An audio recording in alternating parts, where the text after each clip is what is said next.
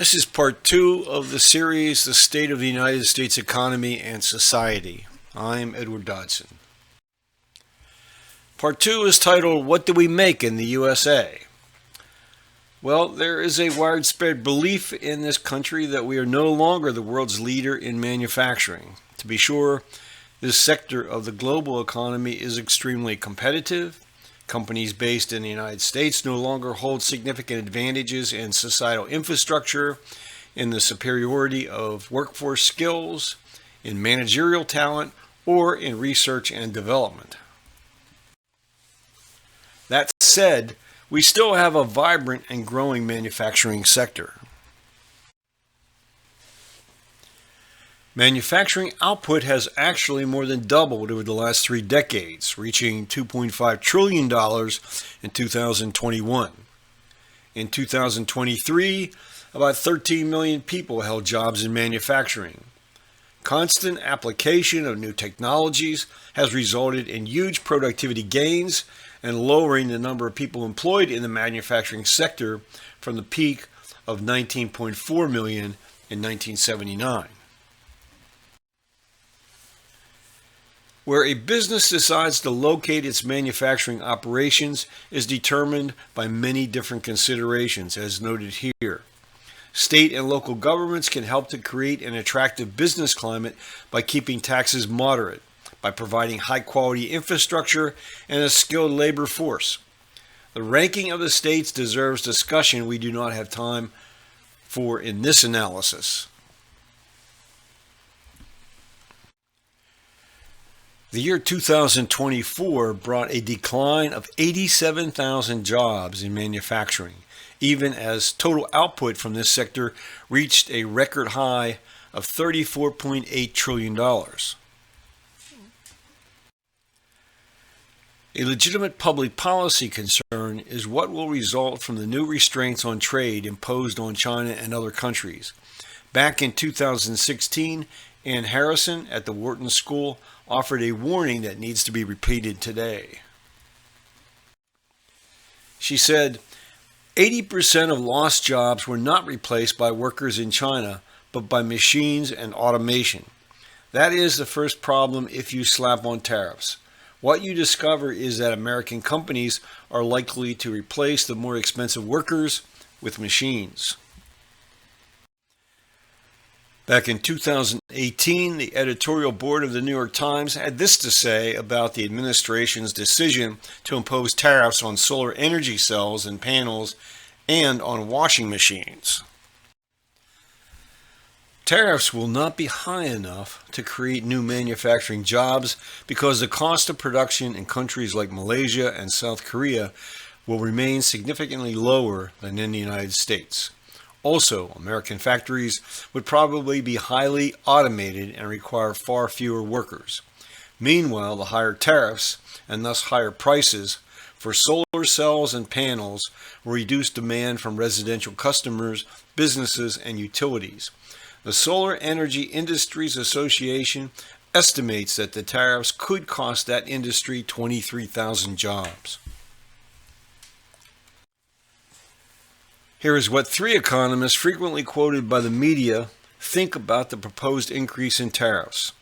An analysis released on February 4th by the Tax Foundation estimates that U.S. households will incur an average increase in taxation of $800 as a result of the Trump administration's tariff proposals. The analysis also reminds us that the Biden administration kept in place most of the tariffs imposed during the first Trump administration, adding additional tariffs on goods from China. One positive indicator is the increase in research and development spending that occurred during 2024, reaching a total of nearly $195 billion. Again, a major issue is whether the Trump administration's economic policies will stimulate or retard research and development spending.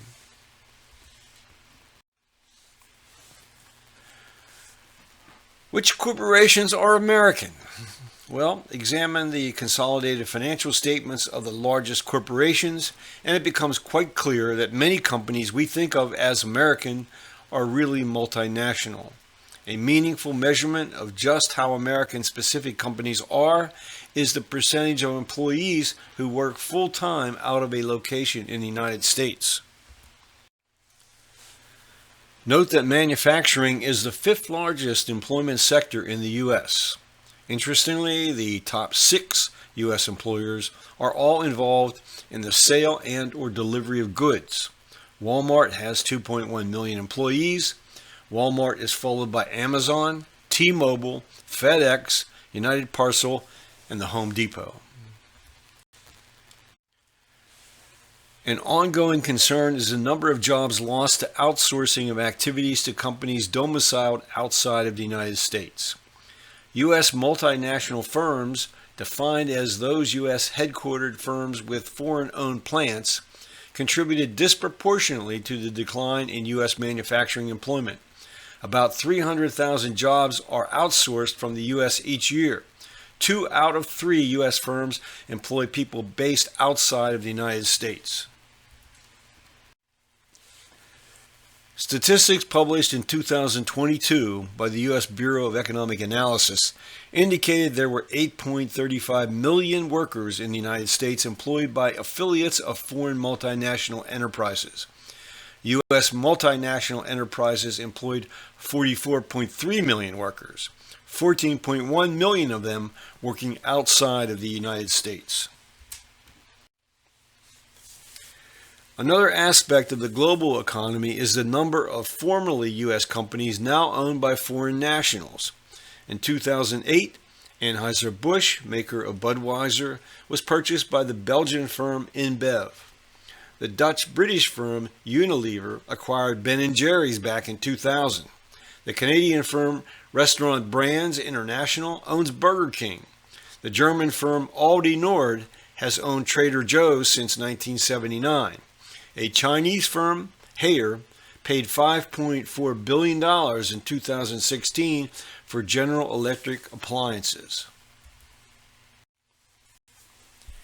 Foreign companies, like their U.S. counterparts, need locations and facilities.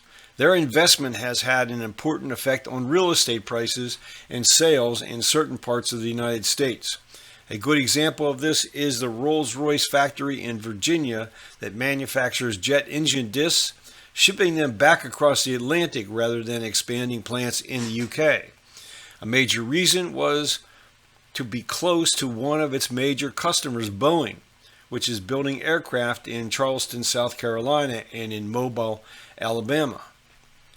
The Rolls-Royce factory cost $170 million to construct, but as a high-technology manufacturing operation, the facility employed just 280 people.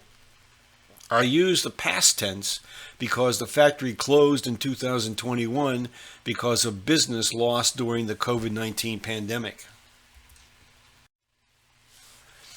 When a corporation is profitable, there are 2 ways corporations can reward shareholders. One is to declare dividends out of profits. This will attract existing and new investors to purchase shares. However, investors looking for a dividend payment that provides a yield equal to, say, AAA bonds, a money market account, or treasury bills will be disappointed given the risk involved investing in corporate shares. Even the firms on this list require deeper analysis to determine what the combined annual rate of return has been year after year. Many of those corporations that have generated huge cash surpluses have elected to go into the stock market and buy back their own shares rather than declare or increase per-share dividends. Value share purchases by Standard & Poor's 500 companies has exceeded those companies' total dividends every year since 1997. Beginning in 2023, companies have been charged a 1% excise tax on share repurchases. The main beneficiaries are arguably the compensation packages of executives. As to where corporate profits might be going during 2025, Wharton School Professor Emeritus of Finance Jeremy Siegel forecasts a cooling off in the stock market with a possibility of a correction of as much as 10%. The impact of AI competition may negatively affect tech stocks. In a recent interview for Knowledge at Wharton, he stated, "We've had two really fantastic stock market years. They exceeded my expectation this year, 2024, with another 20% plus gain on top of what we had in 2023. I expect it to be more muted in 2025. I see growth in equities being 0 to 10% and a correction. A 10% drop is certainly a possibility."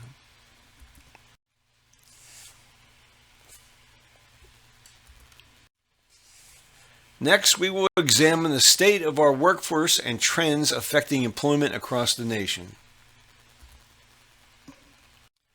And we reach the end of part 2.